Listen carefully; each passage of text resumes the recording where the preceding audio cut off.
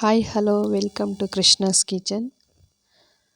ಹಾಗೆಯೇ ಇವತ್ತಿನ special recipe ಎಲೆಕೋಸಿನ pulao.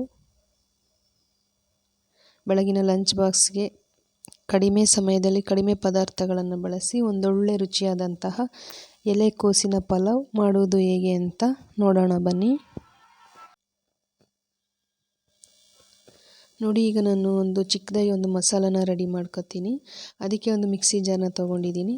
ಇದಕ್ಕೆ ಒಂದು 4ರಿಂದ 5 ಹಸಿಮೆಣಸಿನ್ಕಾಯಿ, ಒಂದು 2 ಇಂಚಷ್ಟು ಹಸಿ ಶುಂಠಿ ಮತ್ತು ಸ್ವಲ್ಪ ಬೆಳ್ಳುಳ್ಳಿ, ಹಾಗೆಯೇ ಸ್ವಲ್ಪ ಪುದೀನ ಮತ್ತು ಕೊತ್ತಂಬರಿ ಸೊಪ್ಪು ಇದಿಷ್ಟನ್ನು ಹಾಕ್ಬಿಟ್ಟು ಇದಕ್ಕೆ ನಾನು ಒಂದು ಅರ್ಧ ಟೀ ಗ್ಲಾಸಷ್ಟು ನೀರನ್ನು ಹಾಕ್ಕೊಂಡಿದ್ದೀನಿ.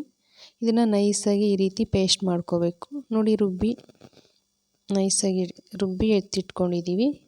ಹಾಗೆಯೇ ಈಗ ಈ ಕಡೆ ಸ್ಟವ್ ಆನ್ ಮಾಡಿ ಕುಕ್ಕರ್ನ ಬಿಸಿಗೆ ಇಟ್ಟಿದ್ದೀನಿ. ಇದಕ್ಕೆ 2-3 ಟೇಬಲ್ ಸ್ಪೂನಷ್ಟು ಎಣ್ಣೆನ ಹಾಕ್ಕೊಂಡಿದ್ದೀನಿ. ಹಾಗೆಯೇ ಎಣ್ಣೆ ಬಿಸಿಯಾಗಿದ ನಂತರ ಇದಕ್ಕೆ ಒಂದು 1/4 ಚಮಚದಷ್ಟು ಸಾಸಿವೆ ಹಾಕ್ಕೊಂಡಿದ್ದೀವಿ. ಸಾಸಿವೆ ಚಟಪಟ ಅನ್ನೋಷ್ಟರಲ್ಲಿ ಪಲಾವ್ ಸಾಮಾನು ಹಾಕ್ಕೊಂಡಿದ್ದೀವಿ. ಮತ್ತು ನೋಡಿ, ಈಗ ಒಂದು 2 ಈರುಳ್ಳಿನ ಚಿಕ್ಕದಾಗಿ ಕಟ್ ಮಾಡಿಬಿಟ್ಟು ಹಾಕ್ಕೊಂಡಿದ್ದೀವಿ. ಇದಿಷ್ಟನ್ನು ಈಗ ಫ್ರೈ ಮಾಡ್ಕೋಬೇಕು. ಅಂದರೆ ಈರುಳ್ಳಿ ಸ್ವಲ್ಪ ಕಲರ್ ಚೇಂಜ್ ಆಗೋ ತನಕ ಹಾಗೆ ಮಿಕ್ಸ್ ಮಾಡ್ಕೊಳ್ಬೇಕು. ನೋಡಿ, ಈಗ ಈರುಳ್ಳಿ ಎಲ್ಲ ಚೆನ್ನಾಗಿ ಫ್ರೈ ಆಗಿದೆ. ಇದಕ್ಕೆ ನಾವು ಮುಂಚೆನೇ ಕಟ್ ಮಾಡಿ ಇಟ್ಟಿರುವಂತಹ ಕೋಸನ್ನು ಹಾಕ್ಕೊಳ್ತಾ ಇದ್ದೀವಿ ಒಗ್ಗರಣೆಯಲ್ಲಿ.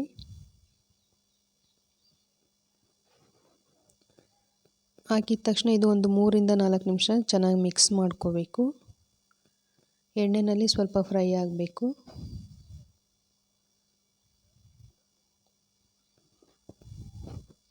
ನೋಡಿ, ಇದೇ ರೀತಿಯಾಗಿ ಎಲ್ಲನೂ ಹಾಗೆ ಮಿಕ್ಸ್ ಮಾಡಿಕೊಂಡು ಒಂದು 2-3 ನಿಮಿಷ ಫ್ರೈ ಮಾಡ್ಕೊಂಡಿದ್ದೀವಿ.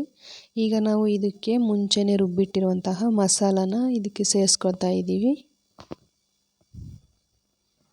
ನೋಡಿ, ಮಸಾಲ ಹಾಕಿದ ಮೇಲೆ ಇದನ್ನು ಚೆನ್ನಾಗೆಲ್ಲ ಮಿಕ್ಸ್ ಮಾಡ್ಕೋಬೇಕು. ಇದು ಹಸಿ ಸ್ಮೆಲ್ ಹೋಗೋ ತನಕ ಹಾಗೆಯೇ ಮಿಕ್ಸ್ ಮಾಡ್ಕೊಂಡು ಎಲ್ಲ ಫ್ರೈ ಮಾಡ್ಕೋಬೇಕು.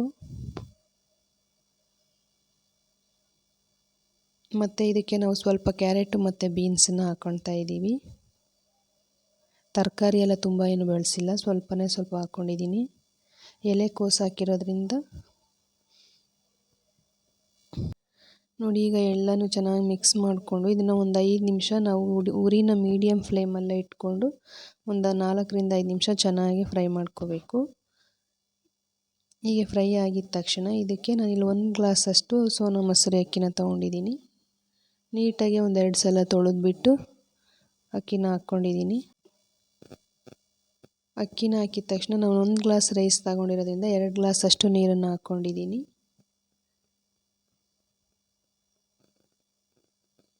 ಎಲ್ಲನೂ ಚೆನ್ನಾಗಿ ಹಾಗೆ ಮಿಕ್ಸ್ ಮಾಡ್ಕೊಳ್ತಾ ಇದ್ದೀವಿ. ನೋಡಿ, ಈ ಗ್ಲಾಸಲ್ಲಿ ನಾನು 1 ಗ್ಲಾಸ್ ರೈಸ್ ತೊಗೊಂಡಿದ್ದೀನಿ. ಅದಕ್ಕೆ ಅದರ ಅಳತೆ ಪ್ರಕಾರ 2 ಗ್ಲಾಸಷ್ಟು ನೀರನ್ನು ಹಾಕ್ಕೊಂಡಿದ್ದೀನಿ.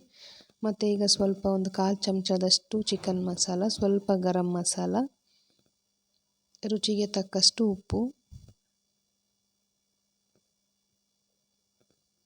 ಅದೆಷ್ಟನ್ನು ಹಾಕ್ಬಿಟ್ಟು ಎಲ್ಲನೂ ಒಂದು ಸಲ ಎಲ್ಲ ಮಿಕ್ಸ್ ಮಾಡ್ಕೋಬೇಕು.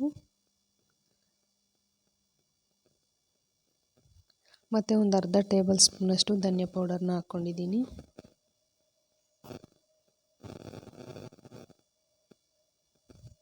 ಇಲ್ಲಿ ನಾವು ಟೊಮೊಟೊನ ಬಳಸಿಲ್ಲ. ಇದು ಎಲೆಕೋಸು ಪಲಾವ್ ಆಗಿರೋದ್ರಿಂದ ಇಲ್ಲಿ ನಾನು ಟೊಮೊಟೊನ ಬಳಸಿಲ್ಲ. ಹಂಗಾಗಿ ಇಲ್ಲಿ ನಾನು ಒಂದು ಅರ್ಧ ನಿಂಬೆಹಣ್ಣಷ್ಟು ಹುಳಿನ ಹಿಂಡ್ಕೊತಾ ಇದ್ದೀನಿ. ನೋಡಿ, ಈ ರೀತಿಯಾಗಿ ಹುಳಿನ ಹಿಂಡಿದ್ದೀನಿ. ನೋಡಿ, ಈಗ ಎಲ್ಲನೂ ಚೆನ್ನಾಗಿ ಮಿಕ್ಸ್ ಮಾಡಿಕೊಂಡು ಕುಕ್ಕರ್ ಕ್ಯಾಪ್ನ ಕ್ಲೋಸ್ ಮಾಡ್ಕೊಳ್ತಾ ಇದ್ದೀವಿ. ಕುಕ್ಕರ್ 2 ವಿಸಲ್ ಬಂದರೆ ಸಾಕು, ಅಲ್ಲಿಗೆ ರೈಸ್ ಕರೆಕ್ಟಾಗಿ ಆಗಿರುತ್ತೆ. ಪಲಾವ್ ಕೂಡ ತುಂಬ ನೈಸಾಗಿ ಸಾಫ್ಟಾಗಿ ಬೆಂದಿರುತ್ತೆ. ನೋಡಿ, ಈಗ ವಿಸಲ್ ಬರ್ತಾ ಇದೆ. ವಿಸಲ್ ಬಂದಮೇಲೆ ಇದನ್ನು ತಣ್ಣಗಾಗೋದಕ್ಕೆ ಬಿಡಬೇಕು. ನೋಡಿ, ಈಗ ಒಂದು 5 ನಿಮಿಷ ಆದಮೇಲೆ ತಣ್ಣಗಾಗೋಕ್ಕೆ ಬಿಟ್ಟು ಮತ್ತು ಈಗ ಕುಕ್ಕರ್ ಕ್ಯಾಪ್ನ ಓಪನ್ ಮಾಡ್ತಾ ಇದ್ದೀವಿ. ಈ ರೀತಿಯಾಗಿ ಎಲೆಕೋಸು ಪಲಾವ್ ರೆಡಿಯಾಗಿದೆ. ನಿಮಗೂ ವಿಡಿಯೋ ಇಷ್ಟ ಆದರೆ ಖಂಡಿತ ಒಂದು ಸಲ ಈ ರೀತಿಯೂ ಟ್ರೈ ಮಾಡಿ. ರುಚಿಯಂತೂ ತುಂಬ ಚೆನ್ನಾಗಿರುತ್ತೆ.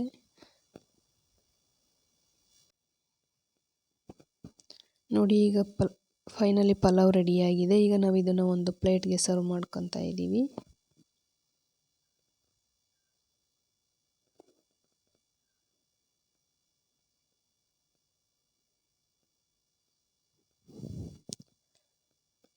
ಹಾಗೆಯೇ ಎಲ್ಲನೂ ಮಿಕ್ಸ್ ಮಾಡಿಬಿಟ್ಟು ಈಗ ಒಂದು ಪ್ಲೇಟ್ಗೆ ಹಾಕ್ಕೊಳ್ತಾ ಇದ್ದೀವಿ.